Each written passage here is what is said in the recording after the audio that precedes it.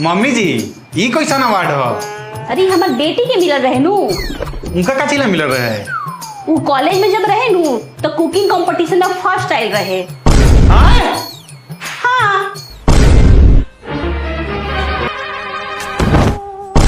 दमाजी दमाजी का बोल मम्मी का बोल? तेरा दमाजी बेहोश हो गईले। ई कैसे बेहोश हो गइलन? अरे वो तोरा अवार्ड ना मिल रहे तो हम कहनी कि तोरा कॉलेज में कुकिंग कंपटीशन में फर्स्ट प्राइज मिल रहे तो बेहोश हो गईले। हे भगवान ई का को देलू? हम 2 साल से उ लोग के बेवकूफ बनावत रहनी हो कि हमरा खाना बनावे ना आवेला आ तू सच्चाई कह देलू। इहे माई बेटा इतना दिन से हमरा के बना के खियावत लखलो उनका सुन के सदमा लग गइल हुई एही से बेहोश हो गइलन। ई का को देलू? मम्मी जी ई कैसा अवार्ड हो?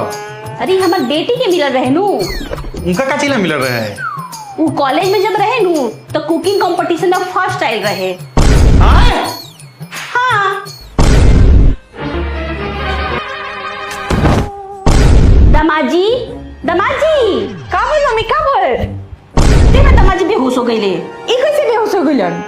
अरे वो तोरा अवार्ड ना मिल रहे तो हम कहनी कि तोरा कॉलेज में कुकिंग कंपटीशन में फर्स्ट प्राइज मिल रहे तो बेहोश हो गईले। हे भगवान ई का को देलू?